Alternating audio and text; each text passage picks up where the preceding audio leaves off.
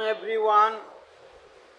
Iran, Israel, Israel, Iran, Iran, Israel, Israel, Iran. দুই